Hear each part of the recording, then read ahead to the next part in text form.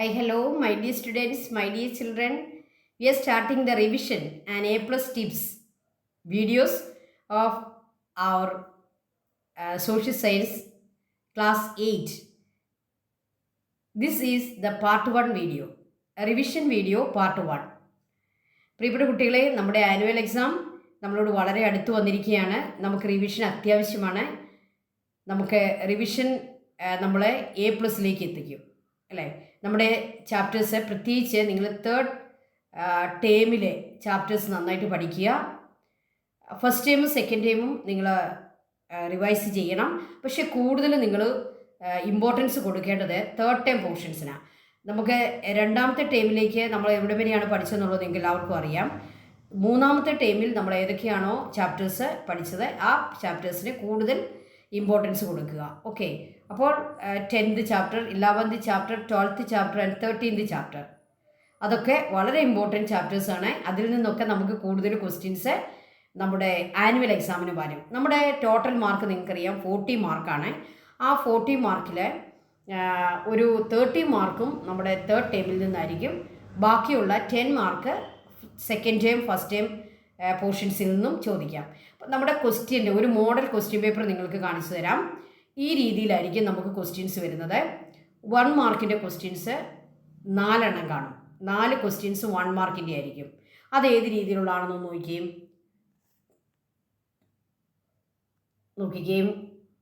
Question number 1. അപ്പോൾ നിങ്ങൾ answer എഴുതുമ്പോൾ ക്വസ്റ്റ്യൻ്റെ നമ്പർ ഇടാനായിട്ട് എല്ലാവരും കൃത്യമായിട്ട് ഓർക്കുക.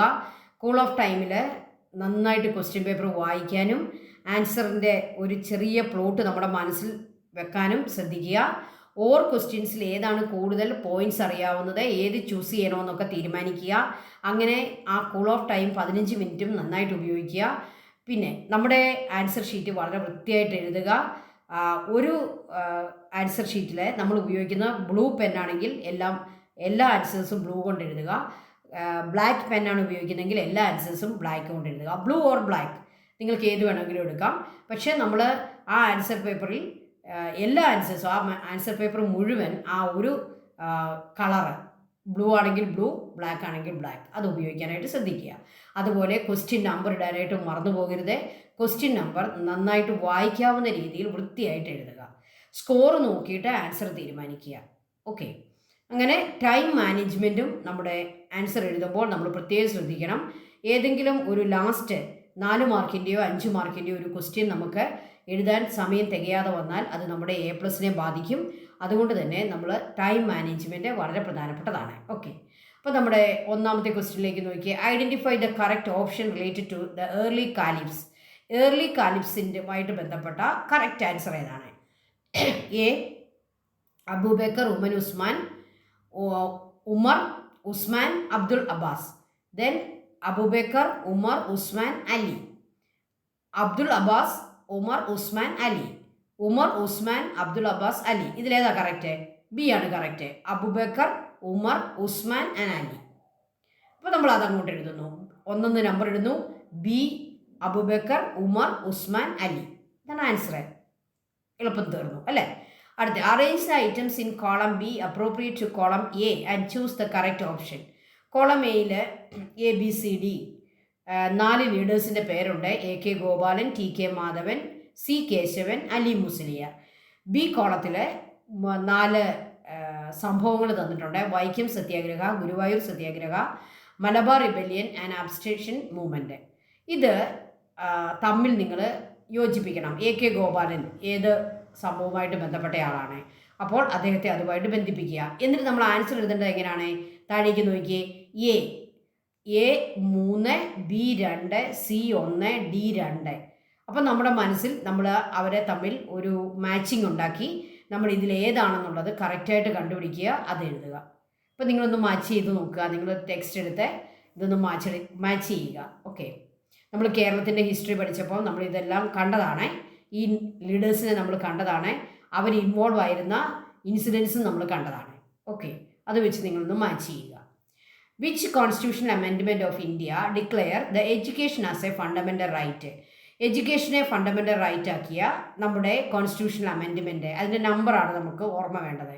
നമ്മൾ പഠിച്ചതാണ് അല്ലേ?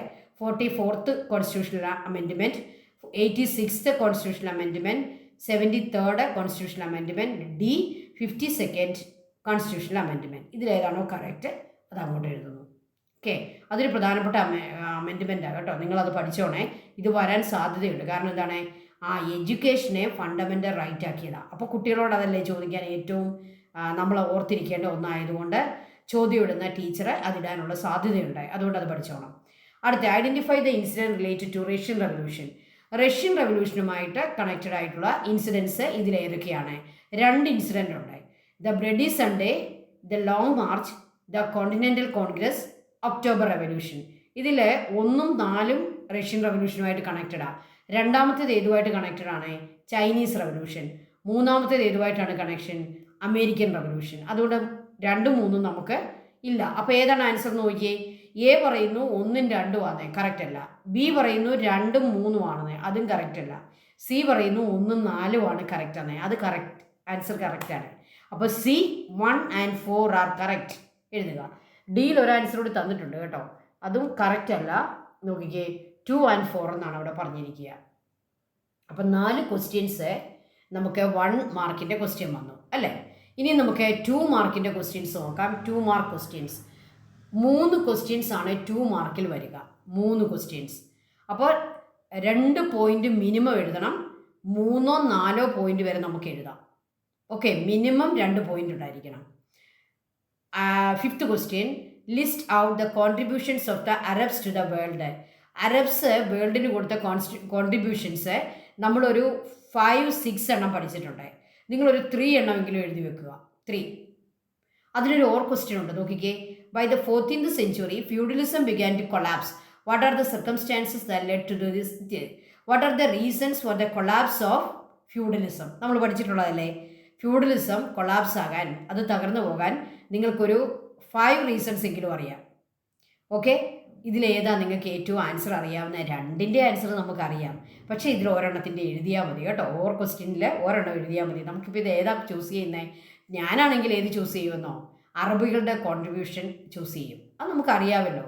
നിങ്ങൾക്ക് അത് എഴുതാം, അല്ലെങ്കിൽ ഫ്യൂഡലിസത്തിൻ്റെ കൊളാപ്സിനുള്ള റീസൺസ് എഴുതാം. ഏതെങ്കിലും ഒരെണ്ണം എഴുതുക. 2 മാർക്കേ ഉള്ളൂ, ഒരു 3 പോയിൻറ്റ്സ് വരെ എഴുതുക. ഓക്കെ, ഇനി 6th ക്വസ്റ്റ്യൻ.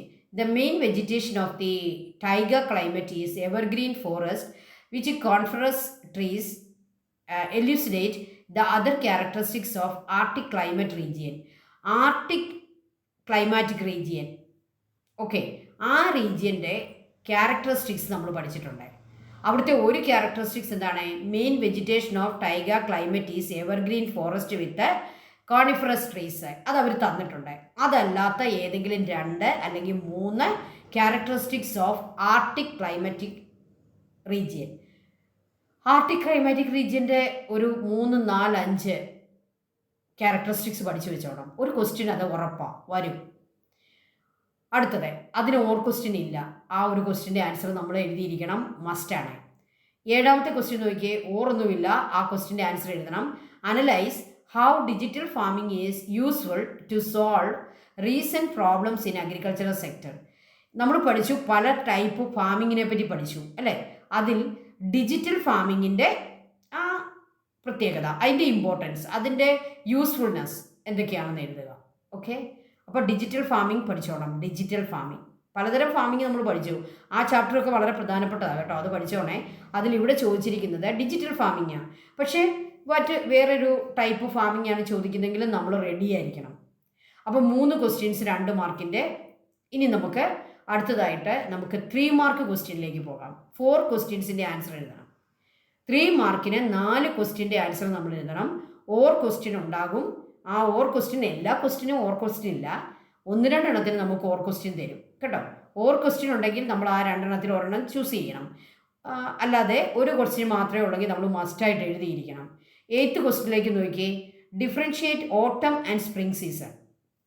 ഓട്ടം സീസണെയും സ്പ്രിംഗ് സീസണെയും ഡിഫറൻസ് എഴുതുക. 3 മാർക്കുണ്ട്. 2 കോളം വരച്ച് എഴുതിയാൽ വളരെ ബെറ്റർ ആയിരിക്കും. 1ാമത്തെ കോളത്തിന് ഓട്ടം സീസൺ എന്നും 2ാമത്തെ കോളത്തിന് സ്പ്രിംഗ് സീസൺ എന്നും എഴുതുക. എന്നിട്ട് ഓട്ടം സീസണിൻ്റെ ഒരു 3 ക്യാരക്ടറിസ്റ്റിക്സ് ആ കോളത്തിലും സ്പ്രിംഗ് സീസണിൻ്റെ 3 ക്യാരക്ടറിസ്റ്റിക്സ് ആ കോളത്തിൽ എഴുതുക. പക്ഷേ ക്യാരക്ടറിസ്റ്റിക്സ് എഴുതുമ്പോൾ അതിൻ്റെ ടൈറ്റിൽ കൊടുക്കാൻ മറന്നു പോകല്ലേ. ഓട്ടം സീസൺ, സ്പ്രിംഗ് സീസൺ ടൈറ്റിൽ കൊടുക്കണം കേട്ടോ. അപ്പോൾ ഓട്ടം സീസണിൻ്റെയും സ്പ്രിംഗ് സീസണിൻ്റെയും ക്യാരക്ടറിസ്റ്റിക്സ് പഠിച്ചു വെച്ചോണം. അപ്പോൾ ഡിഫറൻഷ്യേറ്റ് ചെയ്യാൻ പറയുമ്പോൾ നമുക്ക് എപ്പോഴും എഴുതാൻ എളുപ്പം ഏതാണ്? 2 കോളം വരച്ച് എഴുതുന്നതാണ് എളുപ്പം. ഓക്കെ, അതിനൊരു ക്വസ്റ്റ്യൻ ഉണ്ട്. What do you mean by international date line? International date line എന്താണെന്ന് ഒരു 3 പോയിൻ്റെങ്കിലും എഴുതാൻ അറിയായിരിക്കണം. ഇൻ്റർനാഷണൽ ഡേറ്റ് ലൈൻ അത് എത്ര ഡിഗ്രിയാണ്, അതിൻ്റെ പ്രത്യേകത എന്താണ്, ഈസ്റ്റിൽ നിന്ന് വെസ്റ്റിലേക്ക് പോകുന്നവർക്ക് ഇൻ്റർനാഷണൽ ലൈൻ ക്രോസ് ചെയ്യുമ്പോൾ എന്ത് സംഭവിക്കും, വെസ്റ്റിൽ നിന്ന് ഈസ്റ്റിലേക്ക് പോകുന്നവർക്ക് ഇൻ്റർനാഷണൽ ലൈൻ ക്രോസ് ചെയ്യുമ്പോൾ എന്ത് സംഭവിക്കും, ഇൻ്റർനാഷണൽ ലൈൻ ഒരു സ്ട്രെയിറ്റ് ലൈൻ അല്ല, അതൊരു കർവ്ഡ് ലൈനാണ്, എന്തുകൊണ്ട് അങ്ങനെ സംഭവിക്കുന്നു. ഓക്കെ, അതൊക്കെ എഴുതുമ്പോൾ അതിൻ്റെ ആൻസറായി. അപ്പോൾ ഈ 2 ചോദ്യങ്ങളിൽ ഏതാണോ നമുക്ക് എളുപ്പം അത് നമ്മൾ ചൂസ് ചെയ്യുക. 9ാമത്തെ ക്വസ്റ്റ്യൻ നോക്കിയേ. A mixed economy is one of the combined some features of a capitalist economy and a socialist economy. Tabulate the features of mixed economy. അപ്പോൾ mixed economy, Indian economy mixed economy ആയതുകൊണ്ട് നമുക്ക് വരാൻ ഏറ്റവും പ്രോബബിളായിട്ടുള്ള ചോദ്യം എന്താണ്? Mixed ഇക്കോണമിയുടെ characteristics. Mixed ഇക്കോണമിയുടെ ഒരു ക്യാരക്ടറിസ്റ്റിക്സ് ഞാൻ പറയട്ടെ. അവിടെ പബ്ലിക് സെക്ടറും ഉണ്ട്, പ്രൈവറ്റ് സെക്ടറും ഉണ്ട്. Both public sector and private sector are seen in mixed economy. ബാക്കി ക്യാരക്ടറിസ്റ്റിക്സ് ഒരു 3 or 4 എണ്ണം എഴുതാനായിട്ട് പഠിച്ചു വെക്കുക. Okay, mixed economy private property ഉണ്ട്, ഗവൺമെൻറ് പ്രോപ്പർട്ടി ഉണ്ട്. ഓക്കെ, പ്രോഫിറ്റ് നമുക്ക് മേടിക്കാം, എന്നാൽ ഗവൺമെൻറ് കൺട്രോളുണ്ട്. അപ്പോൾ അതൊക്കെയാണ് മിക്സ്ഡ് ഇക്കോണമിയുടെ പ്രത്യേകത. നമ്മൾ പഠിച്ചോണം. അടുത്ത 10th ക്വസ്റ്റ്യൻ.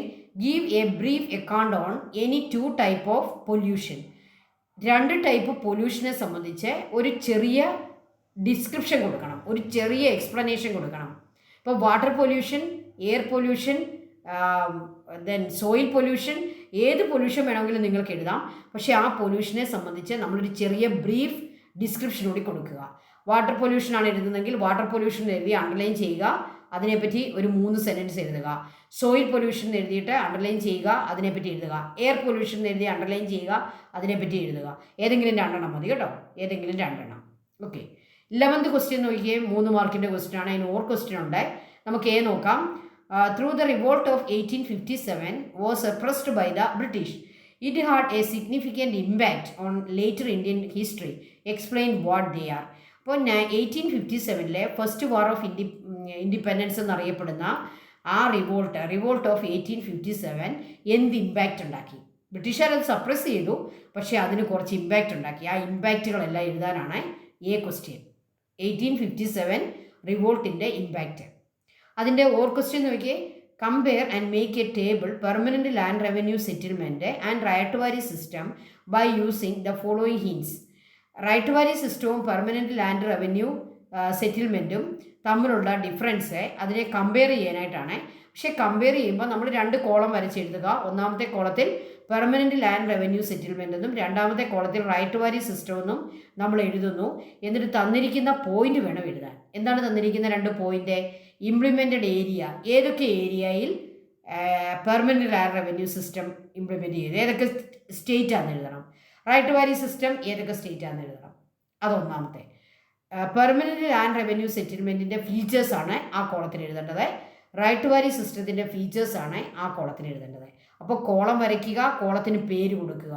എന്താണ് പേര്? Permanent land revenue settlement. 2ാമത്തെ കോളത്തിൻ്റെ പേരെന്താണ്? Ryotwari system. ഇതിൻ്റെ ഫീച്ചേഴ്സ് പഠിച്ചോണം. ഇതിന് ഇമ്പോർട്ടൻ്റ് ആണ് കേട്ടോ. ബ്രിട്ടീഷുകാർ ഓരോ സ്ഥലത്തും ഓരോ രീതിയിലുള്ള ടാക്സേഷൻ രീതികളാണ്. അതിൽ 2 പ്രധാനപ്പെട്ട രീതികളായത്. ഇനി ഒരെണ്ണം കൂടെ ഉണ്ട്, മഹൽവാരി സിസ്റ്റം എന്ന് പറഞ്ഞ ഒരെണ്ണം ഉണ്ട്. ഇവർ 2 എണ്ണമേ ചോദിച്ചിട്ടുള്ളൂ. ഓക്കെ, അത് പഠിച്ചോണേ. ഇനി നമുക്ക് 4 മാർക്കിൻ്റെ ക്വസ്റ്റ്യനിലേക്ക് പോകാം. വളരെ ഇമ്പോർട്ടൻ്റ് ആയിട്ടുള്ള ക്വസ്റ്റ്യൻസ് ആണ് 4 മാർക്കിന്. 12th question. Do you think digital equity promote positive and effective online interaction?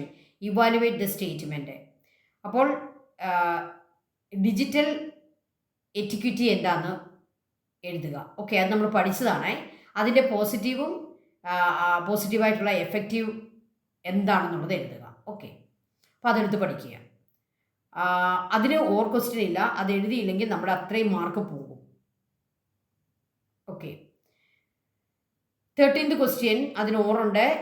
A question, list the sub factors included in the infrastructural factors influencing cropping system.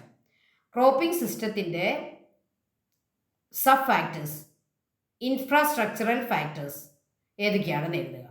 അതാണ് എ ക്വസ്റ്റ്യൻ. 4 മാർക്കുണ്ട്, minimum 4 point, 5 or 6 points എങ്കിലും വേണം. Or question എന്താ നോക്കിയേ. I do regret spinning and weaving as a necessary part of any national system of education. Mahatma Gandhi substantiated the statement by analyzing the importance of handloom sector. അപ്പോൾ മഹാത്മാഗാന്ധി ഏറ്റവും കൂടുതൽ importance കൊടുത്തത് handloom സെക്ടറിനായിരുന്നു.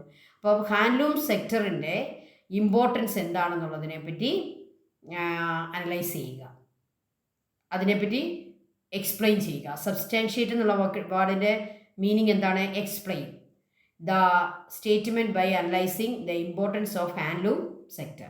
ഇപ്പോൾ ഇന്ത്യയിൽ handloom സെക്ടറിൻ്റെ importance എന്താണ്? ഗാന്ധിജി എന്തുകൊണ്ടാണ് handloom സെക്ടറിന് ഇത്രമാത്രം importance കൊടുത്തത്?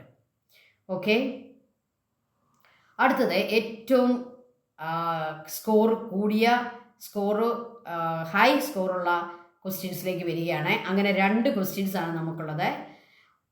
14th question. What are the circumstances led the Russian people to Russian Revolution? Prepare a seminar paper. Problems faced by workers, role of Social Democratic Workers Party, influence of ideas.